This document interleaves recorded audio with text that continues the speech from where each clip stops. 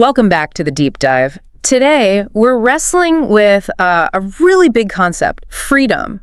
Yeah, it's something we think we understand, right? Often through things like our paychecks or job titles. Exactly. We tend to measure it externally, how much money we have, how flexible our schedule is, maybe the opportunities we see in front of us.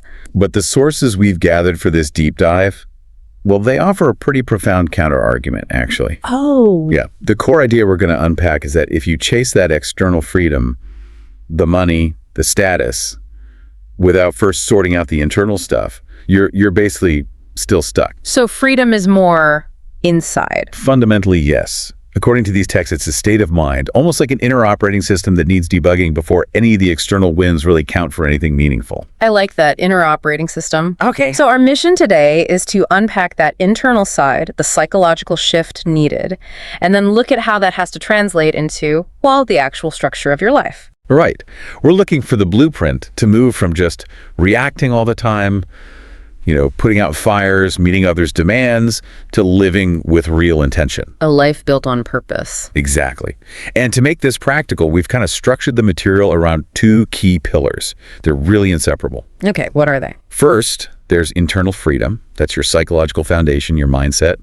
And then built on that is external freedom. That's about the day-to-day choices, structuring your life, your boundaries. And you're saying if you don't build that internal pillar first, the whole thing eventually crumbles. You need that solid base. Okay, let's dig into that internal pillar then, because it sounds like this is where the really hard work happens, the self-confrontation. It often is. And the starting point, which every source hammers home, is radical self-awareness. Knowing yourself. Yes, but what's interesting is how the sources frame it. It's less like a therapy session, more like an operational review of yourself. An operational review, how so? It means really understanding your internal landscape. Your core values, what truly matters to you, your beliefs, where they came from, the desires that are genuinely yours versus maybe ones you picked up along the way, your priorities. So really getting specific. Extremely. As one text put it, you have to know who you are, like down to the nuts and bolts, before you can intentionally design how you want to live. And I guess once you start that honest look inwards, you probably bump right into the biggest roadblock, which is fear. Absolutely. And specifically, the fear tied to wanting to be liked. That constant search for approval from other people. Ah, the approval trap. Our analysis points to this as maybe one of the most powerful psychological prisons we build for ourselves. It's huge. Why is it so powerful, did the sources say? Well, think about it.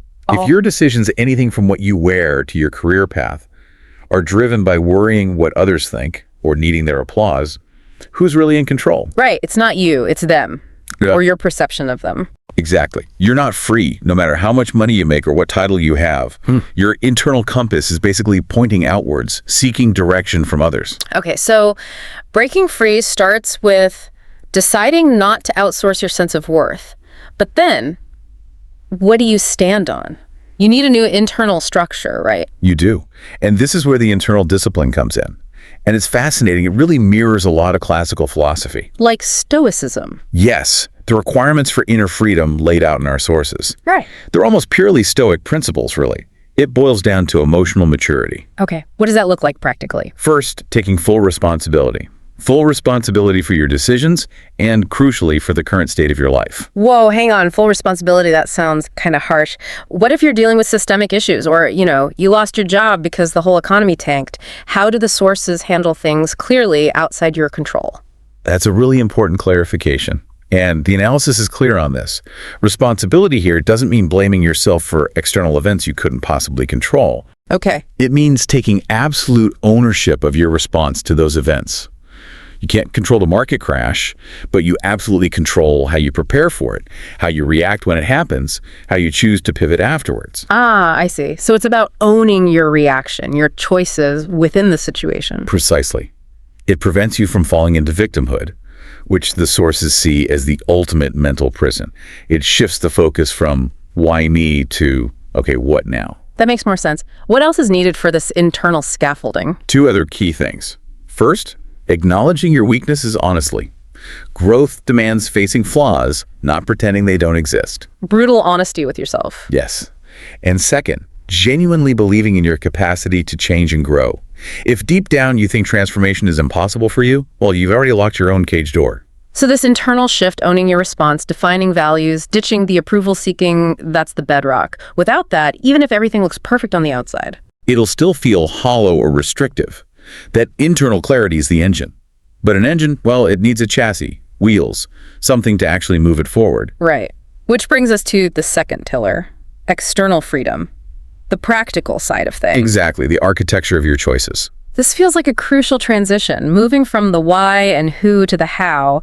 How do you actually build this freedom in the real world? Well, external freedom comes from deliberately restructuring your everyday life, so it actually aligns with those internal values you've just clarified. So things like how you manage influences, how you structure your work. Yes, and defining your obligations, managing your time, your money, all those tangible things. And the sources get specific here, right? Not just abstract ideas. Very specific. They focus on actionable steps. And the first big one is action over analysis. Move first, think later. Well, not quite, but Almost. The texts are emphatic. yeah. You cannot plan your way into freedom. You have to move towards it.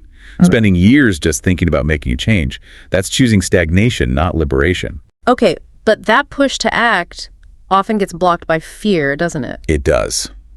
Which leads to the second major action point. Comfort. Confront discomfort head on, Face your fears. directly. Whether it's fear of financial instability, fear of disappointing someone, fear of failing, hiding from those fears just reinforces the bars of your cage. That makes sense. What else? Then there's the need to cut the anchors, the things that drain you, the obligations that pull you down. This sounds a bit like minimalism. It ties in very strongly. You need to actively audit your life relationships, commitments, maybe even possessions.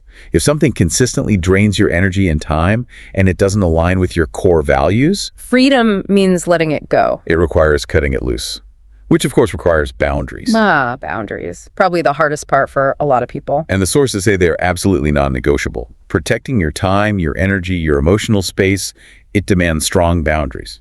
Which practically means saying no more often. Saying no often and without feeling the need to apologize for it. Saying yes to everything that comes your way is basically saying no to living your own intentional life. So a boundary isn't just a wall, it's more like a filter. That's a great way to put it. An energetic filter.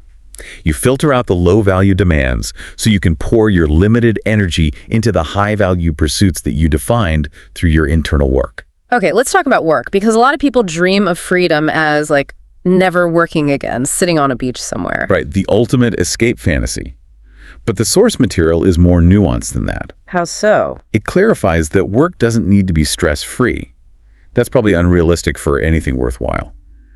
But work must be meaningful, and it needs to be structurally aligned with your values. So if your core value is, say, creativity, but your job is just repetitive tasks. Even if it pays incredibly well, that misalignment will create friction, a deep sense of dissatisfaction. Freedom in your work life comes from purpose and alignment, not necessarily from total ease or absence of effort. That's a really powerful reframing. Okay, let's tackle the big one, money. Financial freedom. Is that the ultimate goal according to these sources? It's important, but no, it's not the ultimate goal. Money itself is explicitly not freedom. Really? Yes. Wealth doesn't automatically buy you internal peace or intentionality. You can be rich and still feel trapped. However, there's a significant but. Yeah. The sources stress that a lack of money absolutely functions as a cage, a physical, dependency-inducing cage. How does that work? Because financial instability eliminates choice. It forces your hand. Having financial stability, on the other hand, expands your options. It reduces dependency on a single employer, a single income stream, whatever. It buys you choices, breathing room. Optionality. That's the key word. It gives you the space to make intentional choices, rather than choices driven purely by financial desperation. The goal isn't necessarily vast wealth, but building enough of a financial buffer that you can weather surprises without having to compromise your core values. So it's less about hitting some huge number and more about building a kind of financial defense, protecting the freedom you're trying to cultivate. Exactly. It's about creating a financial structure that supports your intentional life, rather than letting the chase for money become your life. Okay. So when we put these two pillars together, the internal mindset work and this external architecture of choices, what's the big picture that emerges? The synthesis is that freedom is truly both a mindset and a discipline, a demanding one. And the absolute critical takeaway is this. If your internal self is still insecure, if it's still run by other people's expectations, Then all the external stuff, the big house, the fancy title, the money. it's ultimately an illusion. You could be a billionaire CEO, but if you feel trapped by your schedule, or you're terrified of disappointing investors, or you can't say no to things that drain you, you're just a very privileged prisoner, still stuck in that cage of your own mind. That really lands the emphasis on the internal state, dictating the experience of the external. Now, our deep dive also showed these ideas aren't totally new, right? They have some interesting roots. We mentioned Stoicism earlier for the inner control part. Yes, that stoic focus on mastering your internal response, on inner clarity, it's fundamental. And that gets complemented really well by insights from modern psychology, things like understanding self-awareness, how identity is formed. You can't be responsible for you haven't really taken the time to understand. Right. And then on the external side, the practical structuring. We touched on minimalism. Definitely. The idea of intentionally removing things, not just physical clutter, but draining obligations, complexities. It's not just about aesthetics. It's about clearing the mental and physical space you need to actually make intentional choices. It creates bandwidth. Exactly. Now, this whole approach, combining the internal and external, it's powerful. But we have to acknowledge it's also pretty confrontational, isn't it? Because it demands radical self-honesty. It forces you to look at where you, not just the world, might have built the bars of your own cage. That can be uncomfortable. It sounds great in theory, be radically honest, but where do the sources suggest drawing the line between that necessary honesty and just, beating yourself up, falling into self-blame? That is a crucial balance. The material suggests the difference lies in the purpose. Is the honesty aimed at identifying the problem so you can build a solution? Or is it focused on blaming your past self, which just leads to feeling stuck? So productive discomfort versus just wallowing. Precisely. The discomfort should be the catalyst for action, for making a plan, not for getting bogged down in regret. The pain needs to lead somewhere productive immediately. Okay, the discomfort isn't the goal, it's the fuel for change. Got it. And this really brings us to wrapping up the core lessons, the key takeaways for you, the listener. All right. If you only take away 5 critical, actionable points from this deep dive, let these be the ones. First, Freedom starts inside. Defining who you are through self-awareness is step 1. It's the ignition. second, kick the approval habit. Stop looking outside yourself for validation. The sources are clear. It's the biggest prison. Third, embrace discomfort for growth. You have to face fears and be honest about weaknesses. Hiding just keeps you where you are. Fourth, guard your boundaries fiercely. Protect your time, energy, and emotional space.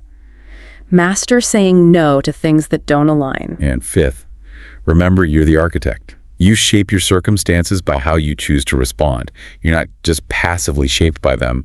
Take responsibility for your path. Own your trajectory. Exactly. And ultimately, the sources leave us with a final, quite provocative thought to chew on. Let's hear it. Freedom isn't something you find or are given, like winning the lottery. It is built, meticulously, brick by hard-won brick. You don't be free by trying to escape life's challenges. You become free by learning how to face them, navigate them, and intentionally structure your life on your own, deeply understood terms. A challenging but ultimately empowering blueprint. Thank you for joining us on this deep dive into building personal freedom inside and out. We'll see you next time.